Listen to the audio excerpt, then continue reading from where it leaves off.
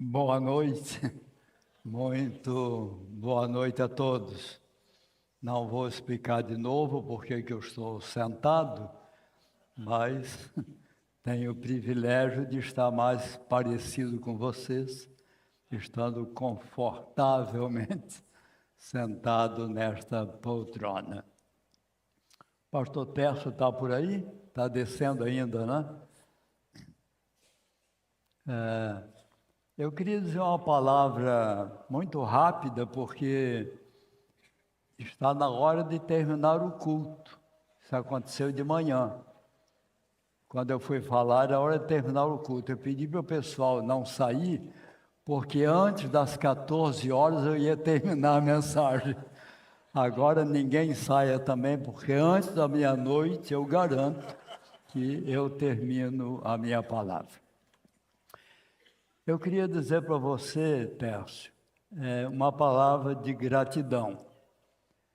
Durante o louvor, durante a sua palavra, eu quis contar isso pela manhã, mas eu me perdi. Mas eu fui contando nos dedos das minhas mãos quantas vezes a palavra gratidão, a palavra louvor, nas suas mais diferentes formas e sinônimos, foram usadas aqui na sua palavra, na palavra do Dr. Rogério e nos hinos de adoração. No mínimo 30 vezes. Gratidão. Gratidão foi a palavra de ordem nesta celebração histórica. Colossenses capítulo 3, no verso 17, na linguagem de hoje, diz: quanto vocês fizerem por palavras ou por ações, façam tudo em nome do Senhor Jesus, dando por ele gratidão a Deus Pai. Gratidão é a palavra de ordem. E eu, pessoalmente, Tércio, e quando eu falo para você, eu estou me dirigindo de maneira bem personalizada a cada pastor da sua elite de equipe ministerial. Eu tenho uma gratidão que palavras humanas não descrevem, porque eu estou na fase demissionária da minha vida.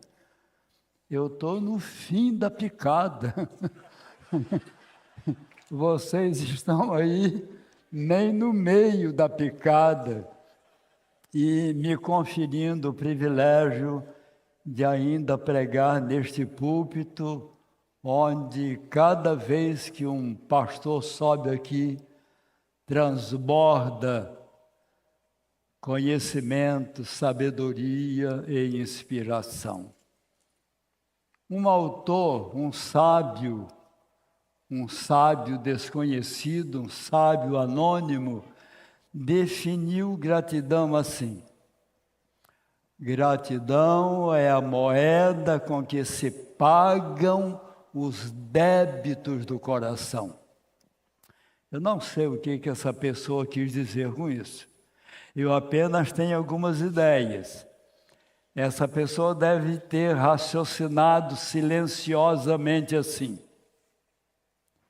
sentir sem pensar é fácil.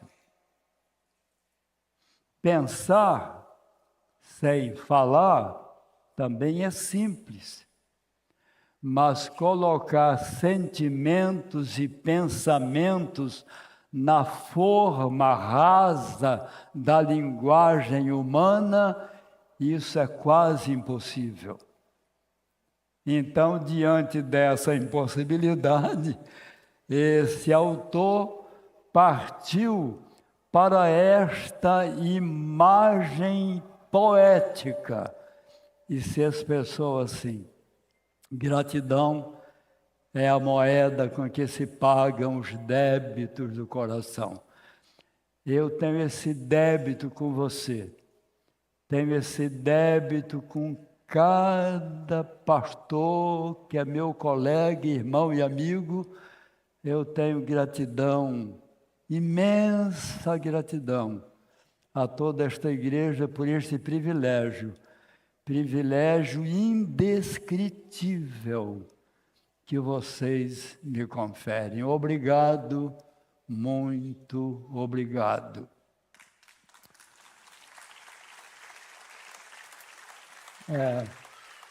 Pode colocar no telão aí o tema desta minha palavra. Soberania de Deus.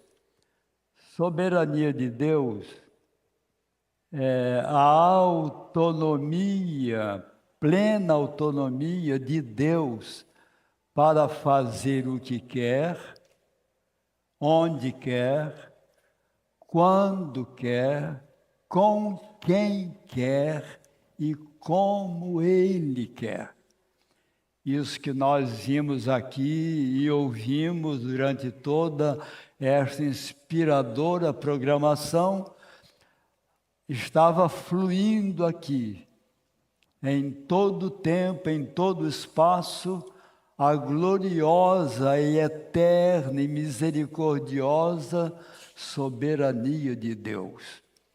Mas o mais importante não é a definição de soberania, que Deus faz o que quer, onde quer, quando quer, com quem quer e como Ele quer. O mais importante é que você, meu prezado amigo, não sei quantos visitantes estão aqui neste auditório seleto, você, meu prezado irmão e irmã, o mais importante é que você pode confiar nesse Deus que age assim, porque Ele é poderoso demais para errar e bondoso demais para permitir qualquer situação que não seja para o próprio bem daqueles que amam o próprio Deus. O texto que vai ser projetado no quadro é apenas um entre dezenas e dezenas, que não há tempo de mencionar, que são textos sobre os quais se ergue, se alicerça essa doutrina bíblica da soberania de Deus. Mas o texto mais conhecido é o que está aí, Romanos capítulo 8, verso 28. Sabemos que todas as coisas contribuem juntamente para o bem daqueles que amam a Deus, daqueles que são chamados de acordo com o seu propósito. Queremos apreciar a doutrina, o ensino bíblico da soberania de Deus sob 3 aspectos à luz desse versículo. O que o texto não diz, o que o texto diz e o que o texto diz para mim. Vamos então, por ordem, Em primeiro lugar, o que esse texto não diz. Em primeiro lugar, esse texto não diz que só coisas boas contribuem para o bem. O texto é explícito, é inconfundível, o texto é radical. Sabemos, é uma afirmativa com a mais cimentada convicção. Então, a primeira coisa que esse texto não diz é que só coisas boas contribuem para o bem.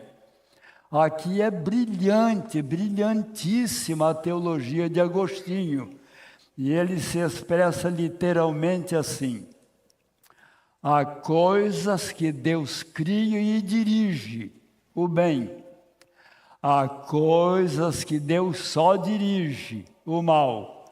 Porque embora o mal não seja uma criação de Deus, graças a Deus, é dirigido por Ele. Uma segunda coisa que esse texto não diz é que só coisas boas acontecem com as pessoas que amam a Deus. Não há tempo da gente exemplificar o que tem acontecido com grandes homens e mulheres de Deus. Não há tempo para enumerar isso, mas que sofreram tremendas calamidades, em doença, com câncer, acidentes fatídicos, mas o exemplo máximo é Jesus Cristo. Jesus, ele reunia todas as perfeições divinas e todas as virtudes humanas, mas nem mesmo assim Jesus esteve isento das maldades, injustiças, injúrias e ingratidões humanas e das contingências da própria vida terrena. O texto não diz que só coisas boas acontecem com as pessoas que amam a Deus. Mas o texto também não diz que todas as coisas acontecem para o bem de todos. Olhem bem o texto no telão. O texto não diz isso. Que todas as coisas acontecem para o bem de todos. O texto tem um pormenor distintivo, restritivo, seletivo, para o bem daqueles que amam a Deus.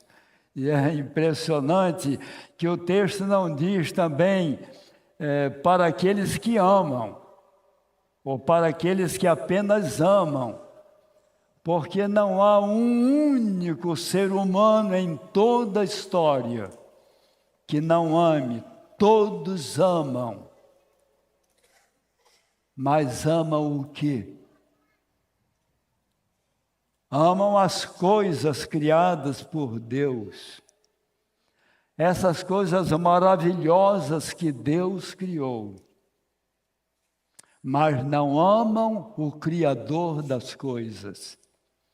Isso não quer dizer que Deus nos proíba de amar as coisas maravilhosas que Ele mesmo criou, contanto que nós as consideremos tão necessárias, mais do que isso, tão indispensáveis para a nossa sobrevivência, que acima de tudo, nós amemos em primeiro lugar o Criador das coisas. Não é sem sentido que a supersíntese do Sermão do Monte, Mateus 5, 6 e 7, no capítulo 6, verso 33, Jesus se expressa literalmente assim: ponham nas suas vidas em primeiro lugar o reino de Deus e aquilo que Deus quer, e então as outras coisas lhe serão acrescentadas. O que o texto não diz, vimos então essas três coisas, vamos ver agora o que o texto diz. Em primeiro lugar, o texto diz essa verdade consoladora, que nós já repetimos mais uma vez, que vocês podem ler dezenas de vezes no telão. É uma verdade consoladora, que em todas as coisas Deus coopera para o bem daqueles que o amam. Isso não é teologia. Teologia é o estudo da verdade divina. Mas divina só a verdade revelada. Existe a revelação natural, que é a criação, não dá tempo de discorrer sobre isso. Existe a revelação escrita, que é a Bíblia, a palavra de Deus, mas a terceira e completa e final revelação da verdade divina é a revelação viva, a revelação por meio de Jesus Cristo. Aí, se você quiser depois se aperfeiçoar nisso, leia o primeiro capítulo do Evangelho de João, o primeiro capítulo da primeira epístola de João, o primeiro capítulo da segunda carta do apóstolo Pedro. Leia todo o primeiro capítulo da carta aos Hebreus, é tudo fantástico, é tudo indescritivelmente em linguagem humana.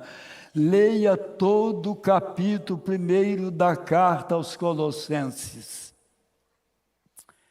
E esses textos todos estão falando da plenitude da divindade na vida de Jesus. E descrevendo Jesus, cheio de graça e cheio de verdade. Colossenses 1,15 diz que Jesus Cristo foi a revelação visível do Deus invisível. O Deus que nós conhecemos é Jesus Cristo, que pelos seus ensinos, pelos seus feitos, pelos seus gestos, em plenitude e em absolutividade, ele exemplificou que em todas as coisas Deus trabalha para o bem daqueles que o amam. Jesus foi a síntese de tudo isso. Eu estou falando aqui sobre a primeira grande verdade que esse texto diz. É essa consoladora verdade que está exposta no capítulo 8, verso 28. Uma segunda verdade que esse texto expressa, Romanos capítulo 8, verso 28, é que é incontável todas essas bênçãos das quais Deus é o agente de todas elas. Coisa não é agente de bênção alguma, coisa é coisa. Coisa é neutra. Deus é quem exerce o controle, é quem está no controle de todas as coisas, como o agente de todas as bênçãos referidas nesse texto. Primeira carta aos Coríntios, capítulo 12, verso 9, ele reproduz Isaías, capítulo 64, verso 3. O que ninguém nunca viu, nem ouviu, e o que jamais alguém imaginou que poderia acontecer, foi isso o que Deus preparou para todos quantos o amam. Em terceiro e último lugar, esse texto diz que o bem do Romanos 8, 28, é ser semelhante a Cristo. Seria maravilhoso pegar a Bíblia e ler ali o que diz o verso 29. O verso 29 é a continuação do verso 28. Então, diz que Deus separou aqueles que eles anteriormente escolheu, Deus os separou para serem semelhantes ao seu Filho. Que coisa impressionante! impressionante para dizer o mínimo, porque o propósito supremo de Deus é que não nos tornemos apenas filhos dele, como se isso fosse pouco, né? Como se fosse pouco. O propósito supremo de Deus é que não nos tornemos apenas filhos de Deus, mas que nos tornemos semelhantes aos filhos de Deus. E o verso 29 continua dizendo que foi por isso que Deus fez de Jesus Cristo o seu Filho, o nosso irmão mais velho, o nosso irmão primogênito. Imagine, Jesus é o meu irmão mais velho, é o meu irmão primogênito, é o seu irmão primogênito, não no sentido cronológico, não no sentido do tempo, mas o primeiro entre muitos irmãos, na sua supremacia, no seu primado de importância e de significado infinito para cada criatura humana. Em terceiro e último lugar, vimos o que esse texto não diz, o que esse texto diz e, finalmente, o que esse texto diz para mim. Em primeiro lugar, esse texto me diz que eu não o entendo. Eu não entendo, mas eu creio. E quanto menos eu entendo esse texto, mais eu creio. Mas eu não entendo como é que Deus pode transformar inomináveis tragédias, inomináveis derrotas, nas verdadeiras e maiores bênçãos e vitórias da nossa vida. O que eu não entendo da Bíblia, e não entendo muita coisa, não é problema nenhum para mim, nem para você. O meu problema e o seu problema é a gente não praticar tudo que a gente entende da Bíblia. Essa é a parte mais vulnerável da vida cristã. Nós entendemos o máximo da Bíblia, mas somos excelências reduzidas na praticidade de tudo isso. Eu não entendo como Deus pode transformar derrotas em vitórias, tragédias em bênçãos, mas eu sei que Ele pode. Eu posso confiar que Ele pode, como Ele fez da cruz, que antes de Cristo era símbolo de maldição. Depois da morte de Jesus Cristo naquela cruz, Deus a reverteu de símbolo de maldição em símbolo da eterna redenção. A vida triunfou sobre a morte.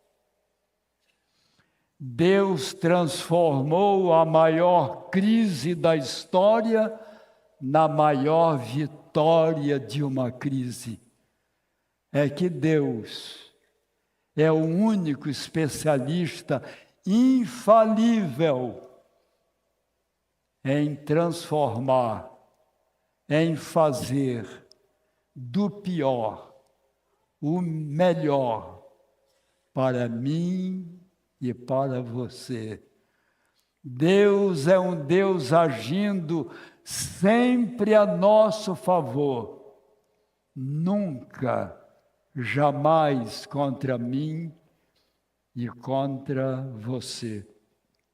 Uma outra coisa, uma penúltima coisa que esse texto me diz, e que mais importante do que entender as coisas que acontecem comigo, é conhecer mais e melhor esse Deus de amor e poder, que age por meio de todas as coisas para o nosso próprio bem. Porque agindo Deus, como diz Isaías 43, verso 13, agindo Deus, quem impedirá? Uma terceira coisa que esse texto diz para mim, falar isso aqui agora bem lentamente. Mais importante do que saber quem ou o que produz o sofrimento em nossa vida é saber reagir diante dessas contingências da vida. Os sofredores em toda a história, na história bíblica e na história geral, os sofredores mais felizes, mais triunfantes, foram aqueles que tiveram sabedoria de reagir certo. É aqui que Larry Coy, que foi pastor e psicólogo e percorreu todos os continentes, dando cursos sobre os conflitos da vida cristã, ele resume tudo nesta frase lapidar. O mais importante não é o que acontece comigo. O mais importante é sobre como eu reajo diante disso que Deus já sabia que ia me acontecer. Se eu reajo apenas do meu ponto de vista, isto é, pela minha maneira de sentir e pela minha maneira de pensar, o resultado são mais conflitos. E ele termina dessa maneira inspiradora. Mas se eu reajo do ponto de vista de Deus, o que resulta é uma conformidade com a imagem de Jesus Cristo. O que o texto não diz, o que o texto diz, o que o texto diz para mim, e agora 3 coisas para terminar. Quem acredita, quem crê na verdade de Romanos 8, 28, pode refletir, não repetir apenas, mas pode expressar na sua própria vida, na sua personalidade, no seu caráter, nos seus relacionamentos.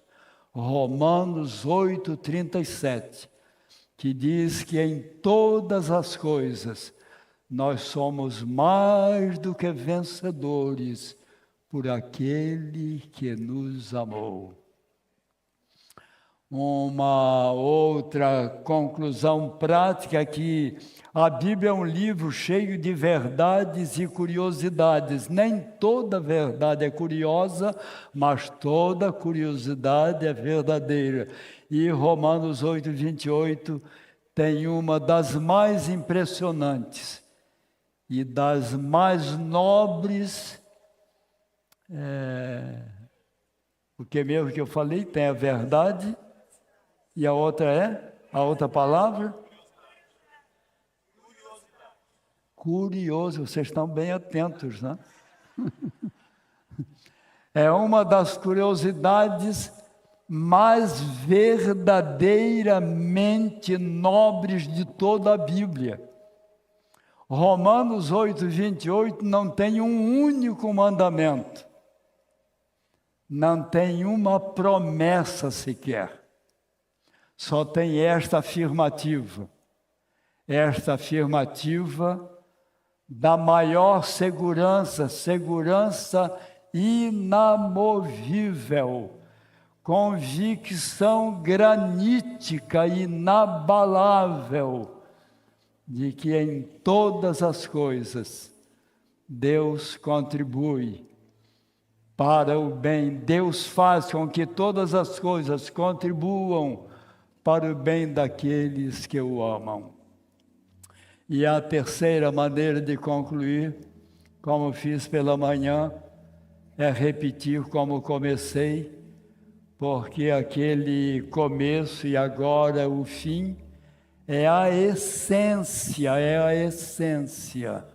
é o suprassumo, é a supersíntese de tudo que se possa dizer sobre a soberania de Deus. Soberania de Deus é a autonomia que Deus tem para fazer o que Ele quer, onde quer, quando quer, com quem quer e como Ele quer.